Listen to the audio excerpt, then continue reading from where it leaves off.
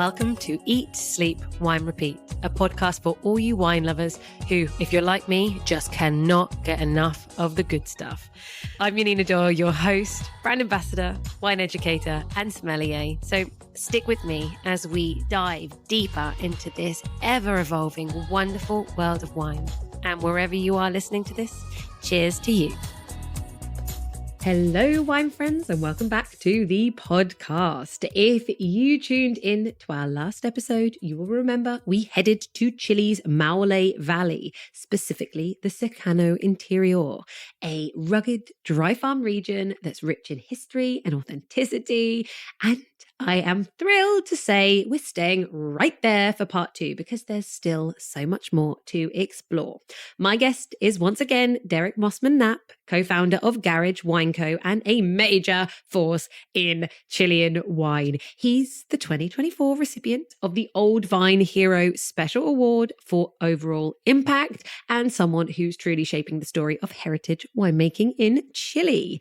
In this episode, we shift our focus to Carignan, or as I should say, Cariñena, a grape that's gone from being practically invisible in Chile to the start of one of its most exciting wine movements, VIGNO.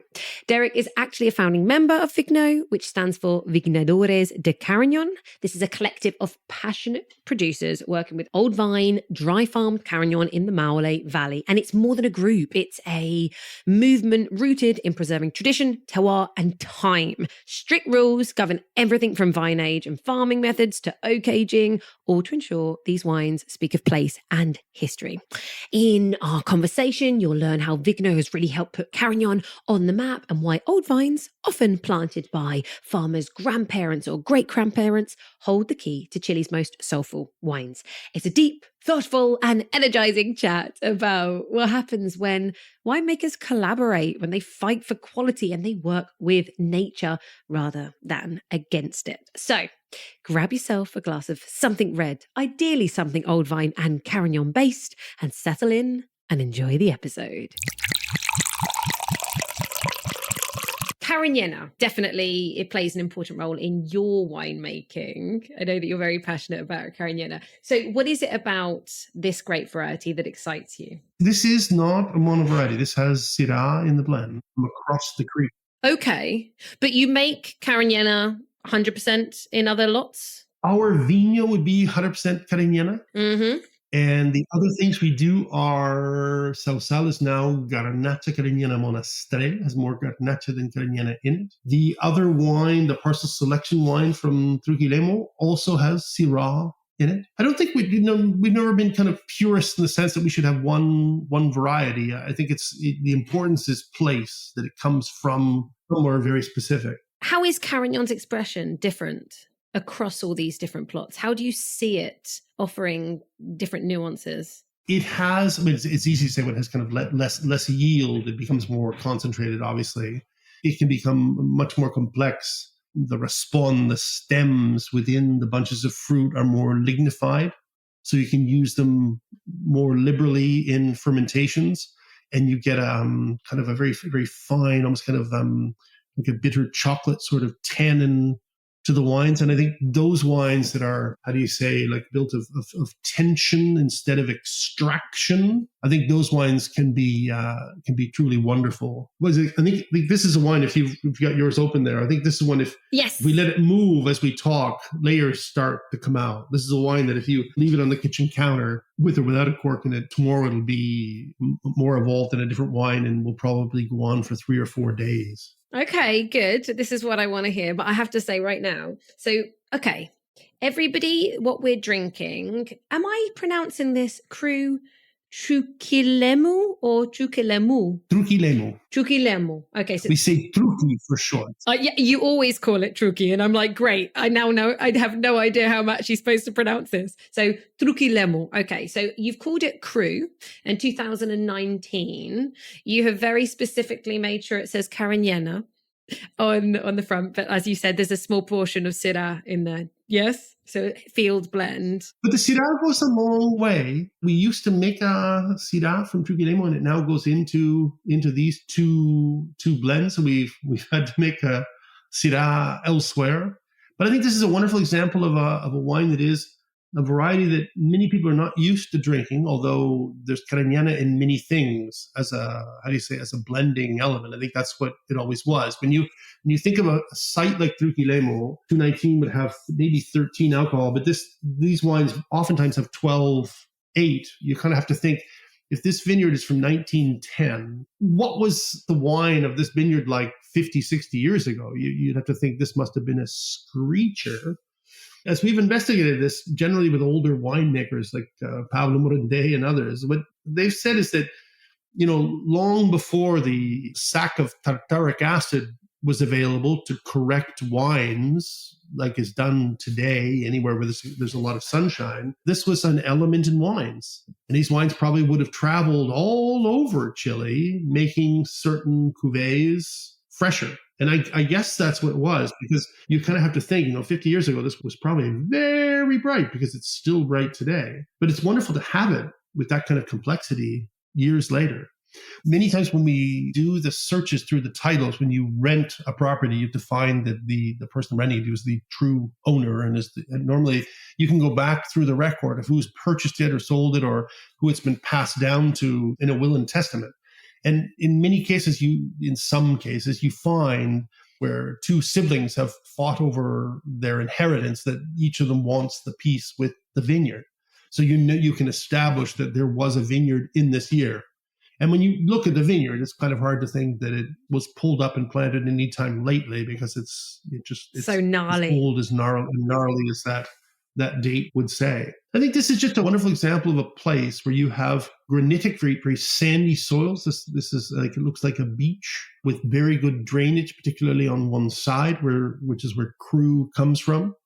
But not necessarily kind of these rows are cru and these rows aren't. The best fruit kind of runs diagonally through the property, parallel to the creek that runs next to it. And it took us many years to divide the fruit up. For years, we had VIGNO and a wine from Trujillo. And then one year we kind of did things differently. And when we tasted through all the barrels that had been in the lots that had been, we say you'd kind of rack the barrels one by one. So when they came out of the tank after fermentation, you'd put them into barrels, and then you'd never make a blend and then put it back in the barrels to kind of save time. Here we are being less efficient again. But what you do is you have a clean barrel. So this juice goes into that one. This barrel is cleaned up. The next one comes into this one. And all of these are 4th, 5th, 6th, 7th use barrels. So they're fairly neutral. The barrel makes very little difference. And if you pick earlier, pick later, you can taste the differences after 2 winters of élevage that picking time made, or that this had more stems in it, or that these barrels had batonnage and these didn't. And winemaking, proper winemaking is these small increments over time that you're always pushing to be a little bit more. And when you have things separated like that, up until probably 2-3 weeks before you bottle them, you really do taste the difference. I always find it amazing when people, they'll ferment something in a certain way, and then right upon termination of fermentation, they figure they're capable of opining that, no, we should do this differently next year. And you think, well, do it that way and not that way, and put it in barrels. And in 2 years' time, let's taste the 2 wines. So in the end, it kind of, I suppose it undoes that statement that, that many times people say that you only have once a year, one harvest a year to make changes, to steer the ship or whatever. And I don't think that's true at all. I think you can have many harvests in a harvest if you're wise about it. Now, this obviously comes because our partner, Alvaro, is a university professor of winemaking, the dean of the wine school at University of Chile. And that was what was always kind of what he wanted to do. What's separated can always be put together. So let's be very logical about how we separate things and how we do all the crazy things you want to do, Derek, but do them in small little pieces. And if we like it, we'll do a little more of it next year. And if we like that, we'll do a little more of it the year after that. And, soon 15 years have gone by and you get to know a property rather well. That's fascinating. So in this wine, though, is it because of all of this kind of effectively trials over the years, you just know what you're doing? Or even this specific blend, was it lots of different parts of that area that were separate for 2 years and then you finally blended? It's one particular piece next to the creek that would have been picked on 2 different days, would have been put in 3 or 4 tanks of between 2 and 4,000 kilos. This we'd make a little less than 10,000 bottles in a year. We'd never make much more than that. I think we made a little more than that one year. And then there's a parcel selection, we call it, a second wine from Trujillo, that is from the section that is further from the river, I suppose, from the creek, I suppose you could say. But as we've done this, when you're successful with one family doing this, the next family then knocks on the door and says, this is, a lot of work. We do this we share this with someone else doing the work. We never know how we're going to sell it, how we're going to make out in the year. We never know whether the vineyard's really being properly taken care of. We see the impact that you're having doing this. We want you to do this with our fathers, our parents' land as well, and let's move forward. So we then make a little more and a little more of it. It's become quite a mecca for us. I love this wine to death. We realized what we had because we've been working it for years, and we were very excited about it. But when it did really well with critics a few years ago, I think 2016, maybe it started to take off. 2018, it was well established as a favorite of certain critics. I think it was still being commercialized relatively young in the bottle. And I think at that point, it was difficult. There was people buying it because it had tremendous points or whatever it was. And I think there was psalms and people serving it in restaurants. I remember Hand and Flowers and out in Marlow. They loved this wine for years because it could be served with, I don't know, lamb or mutton or something that was richer. And a wine like that kind of cuts the richness, and you can have a second plate and no one has a sore tummy. And I mean, it really is a wonderful food for people who enjoy table. What happened here was we had made an agreement that the partners, we said, we don't need to grow, but we need to grow enough that all of this is another year or 2 years in a bottle. My partners what did they accuse me? They chuckled with me that it was the Tondonia effect. It was the same wine, but we needed to inject some Tondonia. I think that was true. My wife, Pilar, loves those wines. And I think that is kind of true. All of them, yeah. What we've done, because this now, 19, is drinking brilliantly, but that's been, two winters in barrels and another 3 years in a bottle. This is so alive. I feel like if I had to just use one word just to tell people what I'm experiencing, the wine is alive.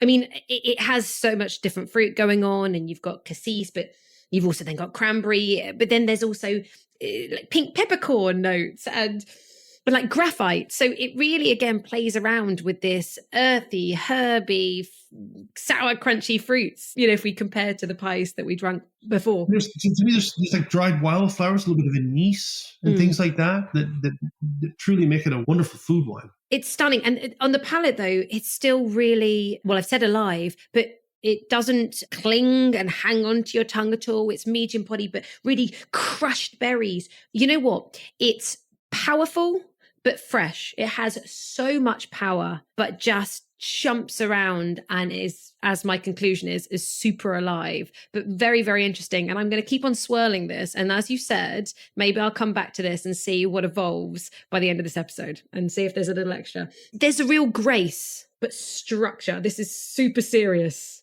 That's where I'm going with. It's graceful, but don't fuck with it. Because we can say that, can we? Yes, we can. This is a serious wine. Oh, to me, this just invites you. This just makes me hungry. You really salivate. Total acidity as well. The acid profile on this everything, the structure, it's got a lot going on. Okay, I want to ask you about the Dio Empedrado.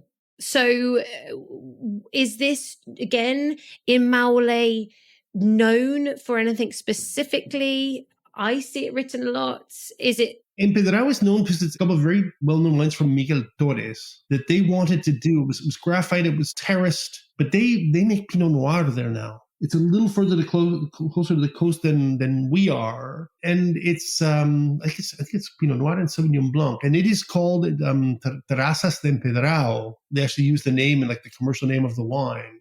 But I think Empedrado will become better known. There's other people working and doing things. I think it just is kind of coming into its own, that piece that is kind of this dry farmed historic vines closer to the coast. And I think that's fresher, and it's brilliant. But it's not, I mean, it is a long way out of the way. It's not easy to get to. Yeah.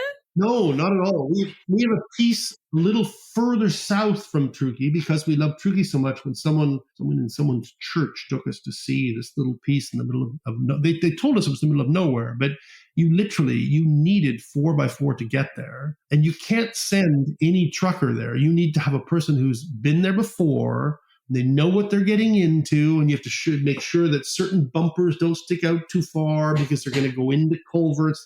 And it is quite spectacular, but it really is kind of further off the beaten track. And I'm not sure that makes a wine more wonderful, but as a winemaker trying to kind of experiment in an area, it's wonderful that you actually find that. It's a little further off, hidden gem path. Absolutely. I mean, I say diamond in the rough, we say. So if somebody doesn't have a clue where we're talking about, this is Maule.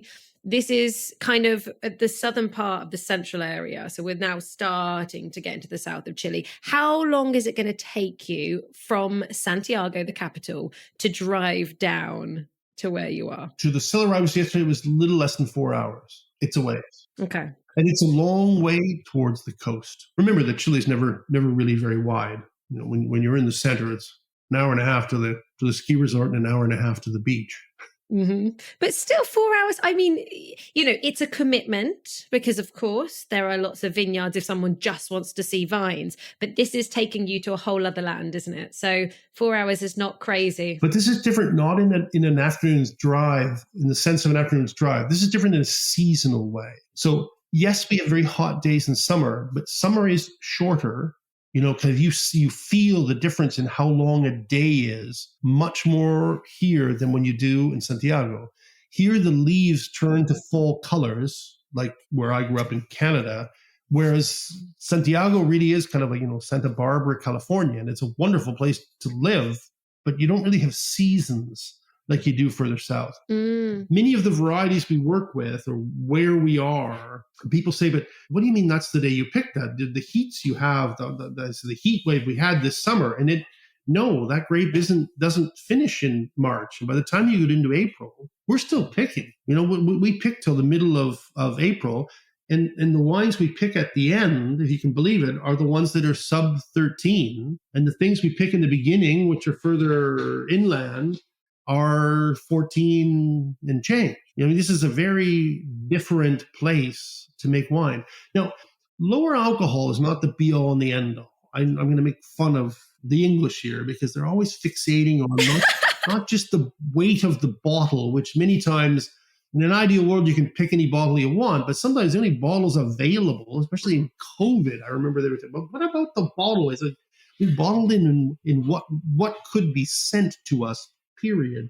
The alcohol it's all has to do with a balance, right? Like you can't just pick earlier and make a wine 12.8 instead of 14.5. That would be a discombobulated wine in your mouth. It really is from different places with different agriculture. You can make something different in the glass. We're really seeing this with the regenerative agricultural trials we're doing. So we've got within a vineyard, the same as we spoke of, where you take barrels or different picking dates and you treat pieces of the same thing differently. So we've got one of the farms is Cariñena. We have a section that is not tilled and that has solid compost, that has teas made of compost. And we have permutations of all of those things. And what you're doing is you're trying to demonstrate, if you have soils that are lacking in microbes, fungi, and bacteria, how can these methods begin to improve those soils, to regenerate those soils, or to make them more fertile is the word, but you never really get to that kind of dark, black, fertile soil. You're raising certain populations of things so that root structures begin to develop smaller, finer roots and are more capable of drinking the minerals of that site. Now, to me, there's nothing funnier, nothing more odd than to see someone in a foxhole demonstrating the soil profile, and you can see lichen growing on the surface, which would mean to me the soil is dead as a doornail. So how can those roots of that plant truly drink of those subsoils? I mean, they can't drink the minerals.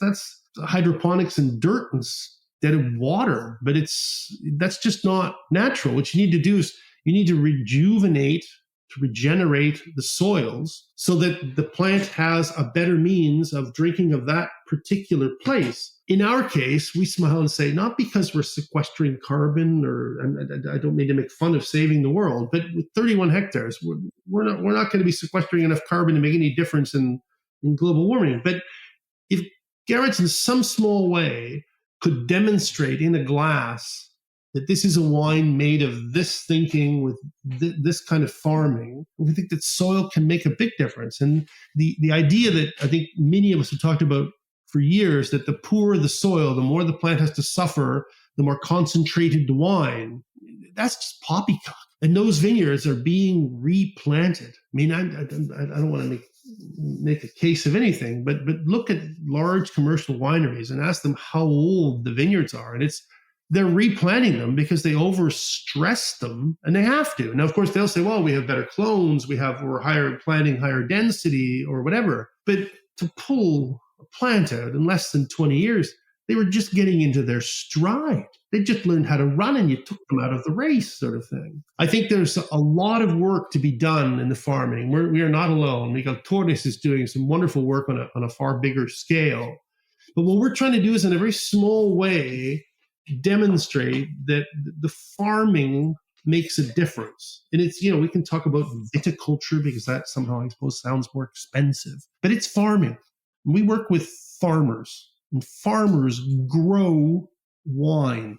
And if they grow brilliant fruit, you can make wonderful wine out of it if you don't screw it up too much in the cellar. But winemaking is not, it's not a kitchen where you have elements and you have additives or things to work with. You can only make a wine as good as the fruit comes into the cellar. And I think there the focus has to be on those farms, those vineyards. So you say, oftentimes we talk about kind of protecting the old vines, and I don't think that's the right word. I don't think the rescue is the right word either. I think perhaps it's maintaining or reviving or regenerating. I mean, that's why I suppose revival here is on the bottle. Because when you work with certain farms, you really do see them come back from the edge to be far healthier.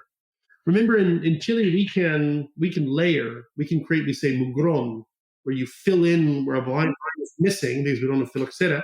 So you can create a long shoot. So you actually see vineyards where the very green of the leaves changes in the height of summer. They resist the heat better. They're filled in and they are more green.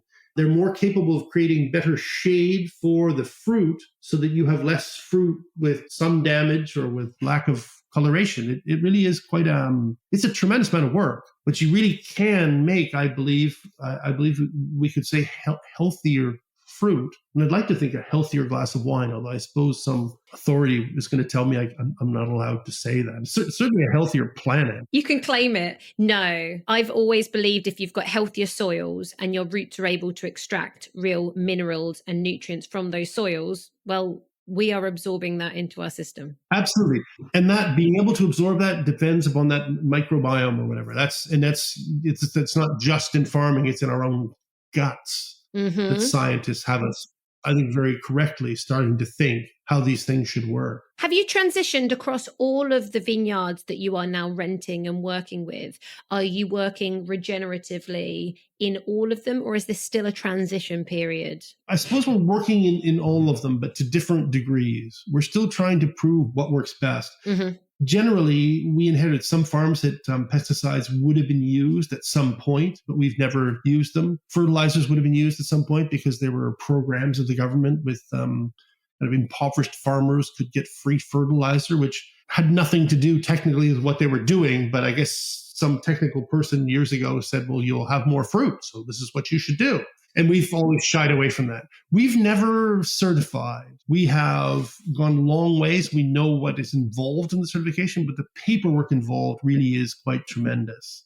I believe in the certification. I believe in organic things, obviously. But if you really cannot afford to hire a person to do nothing but the paperwork for that, the cost as well, you really can't even think about it. And I don't say that as an excuse. I'm thinking of what Alan Savory would be one of the kind of the grandfather of regenerative farming. His side of things, we have 2 wines from Maule that are verified land to market. And it's because Alan Savory said that certification is process and verification is result. So basically what he says, if you can't test the soils over and over and show that the soils are more alive than they were before, that's a very complicated thing to do between bacteria and fungi and everything else. But if you cannot show that soils have changed, congratulations, all the paper you've pushed, but that's not changing anything. I think that's true. It almost sounds like a t-shirt, no? Verification versus... I agree. But it's fascinating. I mean, have you found that there are some exciting developments that you're working on at Garage Co with this new vineyard management, with this focus on soil health, with everything with your old vines, with the community engagement? We see healthier vines. We're not seeing it in the wines yet because not enough time has passed. Speaking with Eduardo Jordan, who makes the wines in Miguel Torres, they've done it on a larger scale, and he agrees with me that the alcohol tends to come down, which okay. I'm not sure that's an early conclusion. I'm not sure it's really any reason you would want to be doing this. To be quite honest, it worries us a little bit because when you're making things that are 12.5 and 12.8, how much is this going to come down? Because in the end, there's a balance of wine there. Would someone buy an expensive bottle of red wine if it said 11.8 on it? I mean, I'm not sure they would.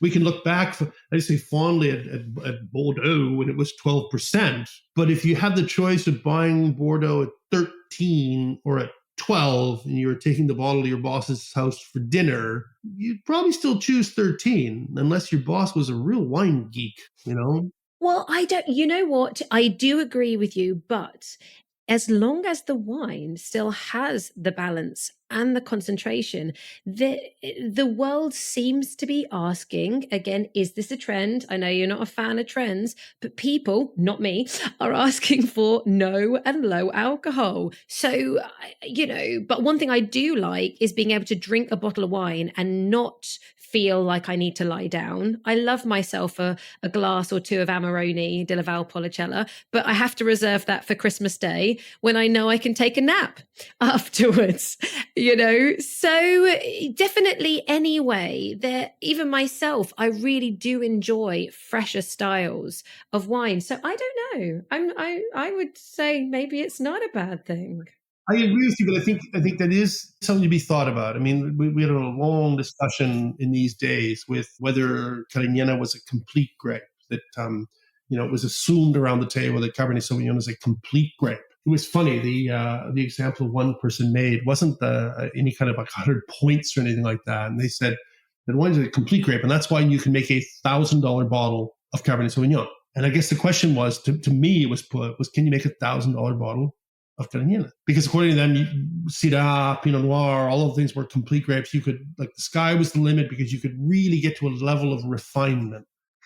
And I guess this alcohol, the point of the alcohol comes back into my mind. That is that part of the completeness for some people? In the end, is the world really ready for 12%? Not sure who's really doing that. Is anyone really making 12% Cabernet Sauvignon today? Well, 12% Cabernet? No, I don't think so.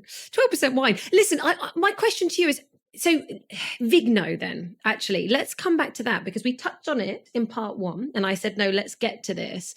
Carignan, you've created alongside a group of other smaller wineries, this almost like a DO, because there are rules, there are regulations that actually don't really exist anywhere else in Chile, which is brilliant. We were one of many. We were 12 when we signed, small, medium, and large. Mm-hmm. When I do that tasting with journalists or with people outside or commercial people who are looking for wines and that want to be convinced of Chile or want to run Chile through its paces, I think that's one of the most brilliant tastings there are. Now, maybe that is because the Cabernet makers of Maipo don't necessarily get together and taste them all together, but that we have developed like zones where you can taste the personality changing through the wines. I think on the financial level, I can send you this study of that the IWSC helped finance, that the Old Wine Conference backed us on. In the end, the numbers are there. It has made a tremendous difference in selling wine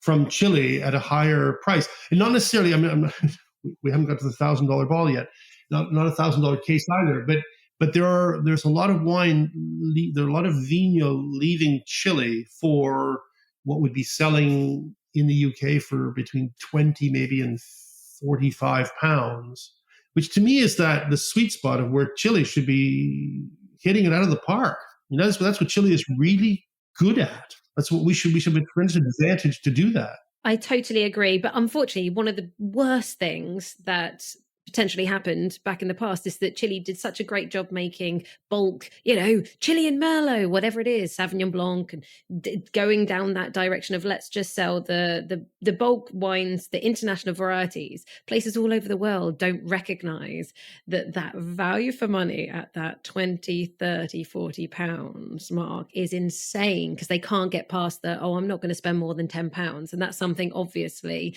I love that VIGNO and part of being in this association, VIGNO has to be really big on the bottle, right? It has to be bigger than your company name. And the only thing that goes with VIGNO, it's VIGNO by the Garage Wine Company.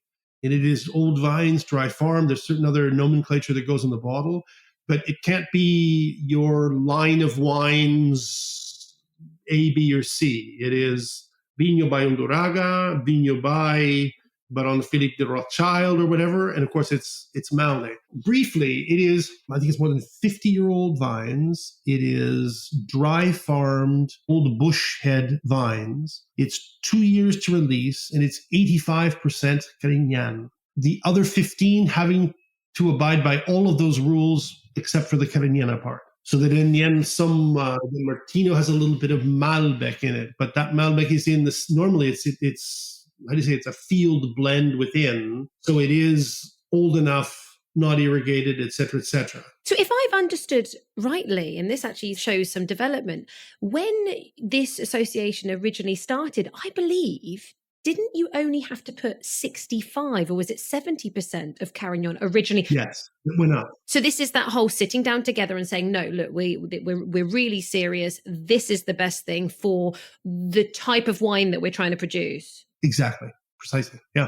Okay. Incredible. And that was something that we realized that everyone was doing that anyway. So it was just better for. It's been very successful. It's interesting to get that group together because you truly do share. VIGNO was formed by winemakers, not by marketing departments. Nothing against marketing departments, but it was because the winemaker this was his pet peeve or whatever. This was his like passion project within other things he was doing. And then the owner realized that, not necessarily, how do you say, the MD or anyone, but the owner was very key on this. COOs, yeah. And I think that helped things move on.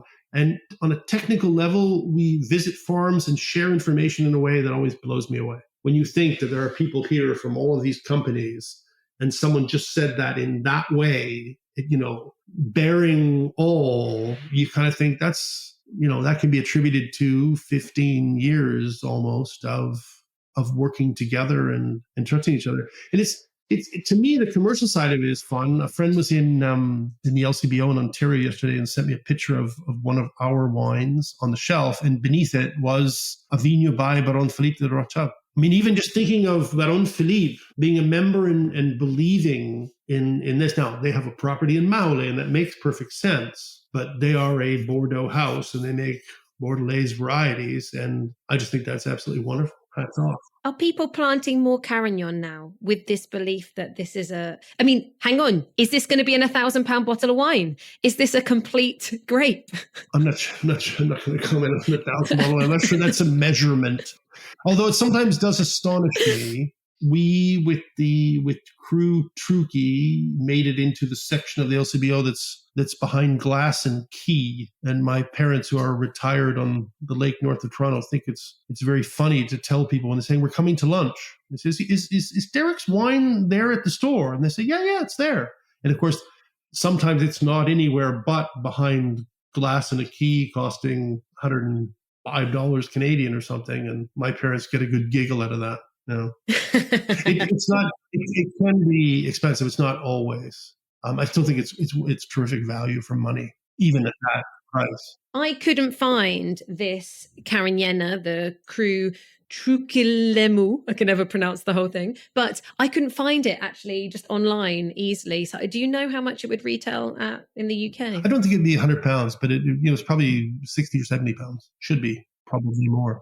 Okay. Everybody, I only looked quickly before we started recording. Go to the show notes. I will investigate and I will I'll find the retailer so you can experience this very, very beautiful bottle of mainly Carignan. Oh, I said it wrong. Cariñena. Don't shoot me. You must learn to speak Spanish. Okay, si quieres hablar en español. One last final question for you. If you had to put your money on Cariñena or on Pais, which one would you go with? I think they're very different. They're different lines of wines. We've been very successful making kind of clean Pais for not so much the English market. That's more American and all over the world, really. But no, my money's on Cariñena. I've dedicated a lot of time and expertise. It's probably the variety that we grow most of. Most of it's in blends. But I think it has a tremendous future, and I think it is where we are working. I think we are, we're going to be able to resist any kind of larger changes in climate for a long time to come. After listening to these 2 episodes, I hope you're feeling as inspired as I am, and that you'll head over to Garage Wine Co. to explore their incredible parcel selection wines. It's a real chance to see firsthand the great work that they are really doing. Now, next week, I have the pleasure of hosting Ernst Lucen, owner of Dr. Lucen. He's a highly recognized and influential German winemaker, known for his expertise in Riesling and his contributions to the German wine scene, earning accolades like German Winemaker of the Year and Decanter Man of the Year. So make a note to tune in. But before we go, as always, I want to leave you with a wine quote from Sarah Abbott, Master of Wine. She is also a passionate advocate for heritage vineyards, and she once said, "Heritage old vines crack open the cultural, agricultural, and human heart of wine, connecting the humanity, nature, and qualities of a wine effortlessly with what is in the glass." And Julie, it's a reminder that we must protect and respect these old vines, not just for the wines that they give us today, but for the stories, the resilience and wisdom they carry from generations past. Now, if you're enjoying this podcast and getting value from these conversations, please like, share, and subscribe. And if you are listening on Apple Podcasts, leave a review. Or if you're on Spotify, a quick star rating really helps make the podcast more discoverable. Wishing you all a beautiful week ahead. May you find a quiet moment to slow down, pour yourself a glass of wine, and reflect on what's in the bottle and what those vines have seen, endured, and how they have been lovingly tended over the years. Until next Monday, wine friends, cheers to you.